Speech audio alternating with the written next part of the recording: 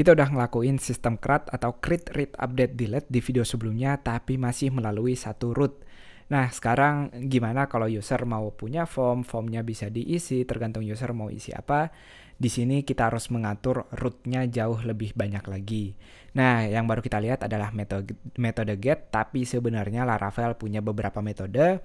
Ada metode post, put atau patch buat ngedit, dan juga ada metode delete dan juga options. Yang akan kita lihat untuk CRUD-nya aja dulu, berarti kita akan pakai post, put atau patch, dan juga delete. Nah, yang pertama, misalnya kita jadi dibedakan dulu ketika user halaman ngeditnya dan bener-bener mau update halamannya. Jadi, yang pertama, kita mau sediain user buat bisa ngedit halamannya. Jadi saya akan sediakan user masukin ID-nya, baru kalau dia klik edit, dia akan lihat, kita akan bawa dia ke controller yang namanya edit. Jadi kita sediain sekarang public function edit, kita terima ID juga. Dan di sini sangat simpel, kita tinggal ngambil dulu data-datanya, berarti sama seperti bagian ini. Saya akan copy paste mirip pada show, tapi bedanya kita bukan cuma mau nampilin, tapi kita liatin halaman editnya. Kita udah sediain folder bloknya di bagian resources, views, lalu blog. Sekarang kita buat, saya akan duplikasi bagian singlenya atau teman-teman copy paste kalau nggak ada feature-nya di text editornya. Tinggal diganti namanya jadi edit.blade.php. Sekarang edit halaman ini, berarti dia bentuknya form, bukan ditampilkan biasa. Nah, perhatikan actionnya tergantung link masing-masing. Pada kasus ini, saya mau ngirim dia ke nama rootnya ke blog. Lalu kita kasih ID-nya sekarang. ID-nya tentu kita generate dari dinamis, dari blog, lalu ID-nya. Metodenya tetap post, tapi karena kita sebenarnya mau edit, berarti kita akan hit rootnya. Saya akan sediakan di sini namanya put atau patch. Sekali lagi kita akan ke blog, lalu ke ID-nya, berarti cukup seperti ini. Tapi gimana kita bedain ada get, ada put di sini? Nanti kita tinggal ngasih tahu kita mau pakai metodenya update. Jadi kita belum buat metode ini, tapi di bagian form ini dia nggak bisa bedain dong apakah gua mau ke get atau mau ke put karena sama-sama blok ID. Yang kita lakukan pertama adalah nampilin metode postnya di sini. Dan saya keluarin dulu, saya hapus dulu bagian ini. Dan kita harus ngasih tahu juga kalau kita mau pakai metodenya di bagian type-nya dia hidden, nggak perlu ditampilkan. Bagian name-nya kita kasih namanya method, dan value-nya kita taruh dia sebagai put karena kita mau kirim dia ke root put-nya. Nah, dari sini dia akan tahu kita bukan mau ke get atau bukan ke post, kita mau ke root put, jadi dia nggak salah manggil metode nantinya. Nah, itu dia caranya. Kita tampilin aja langsung. Akan ada input type text, value-nya karena dia mau ngedit, berarti kita tampilkan yang mau diedit sebelumnya. Kita punya title-nya, dan satu lagi text area untuk description-nya di sini. Nah, cukup simpel seperti ini. Kita pastiin kalau sekarang saya ke halaman 2, misalnya mau saya edit bagian ini, kita ke root edit. Nah, kita udah lihat ada title, ada deskripsi di sini, berarti udah benar. Tentu jauh lebih rapi lagi kalau kita kasih tag break. Dan jangan lupa kita bikin tombol submit-nya, belum ada sekarang. Edit. Input name-nya juga submit. Seperti ini, jadi kita bisa ngisi title, ngisi deskripsi, baru kita edit. Nah, kalau saya coba edit sekarang, halo ini Makassar, kita edit. Kita akan dikasih tahu kalau ada error namanya token mismatch. Nah, jadi secara otomatis Laravel punya nama metodenya verify CSRF token ini. Jadi dia akan ngecek apakah ada tokennya dan tokennya sama atau enggak. Kalau teman-teman belum familiar, kita udah bahas di bagian security PHP ada yang namanya CSRF token. Kita mau mencegah kalau user ngisi formnya dari halaman atau website lain.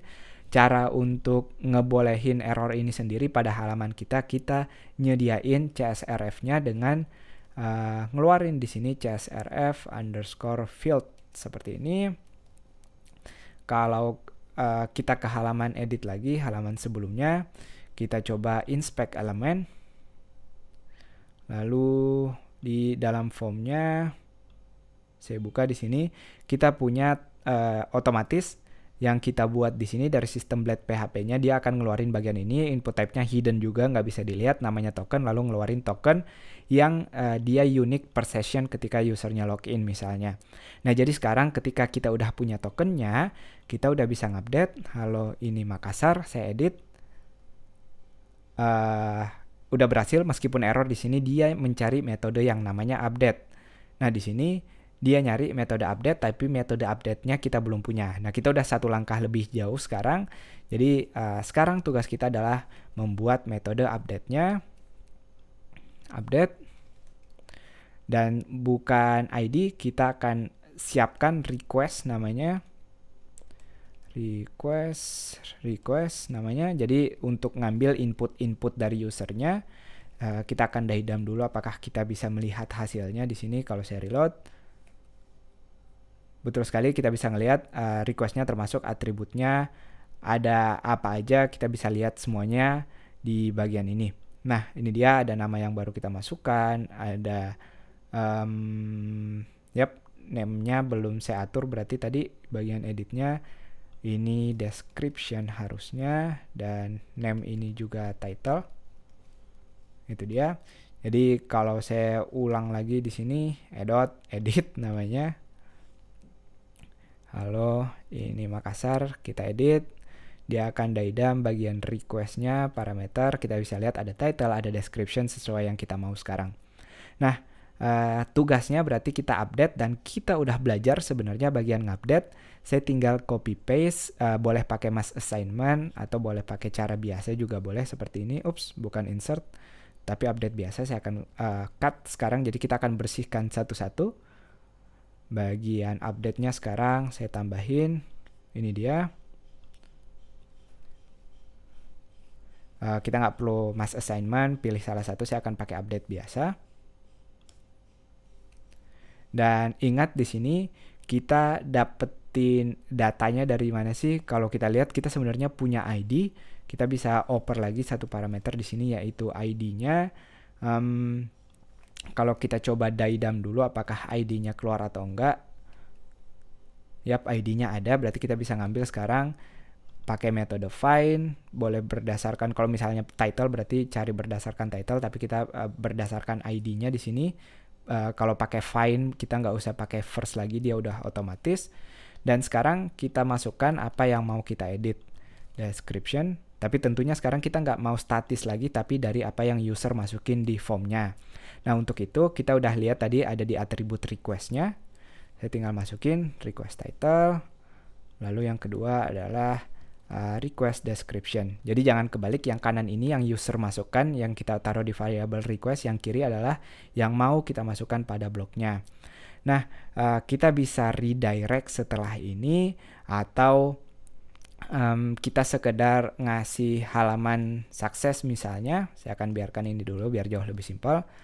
Lalu kita reload, sukses. Kita buktikan kalau saya ke halaman blok 2 sekarang, kita bisa lihat sekarang udah halo ini Makassar, bukan halo-halo Makassar lagi, berarti metode update kita udah berhasil.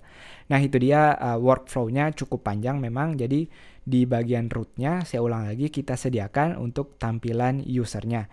Kita sediakan fungsi edit, namanya fungsi edit sangat simple, dia nampilin di halaman edit.blade.php. Dan nanti kita post sama kayak action biasa kita kirim, sediain CSRF token, dan juga kita sediakan kalau dia metode put, jadi dia tahu kita akan ke metode put ini. Metode put ini dia ngarahin ke metode update pada blok controller, blok update baru yang benar-benar bertugas buat ngupdate-nya, bukan cuma tampilannya, dan kita nggak butuh tampilan sebenarnya, nanti kita bisa redirect atau ngelakuin tugas lain.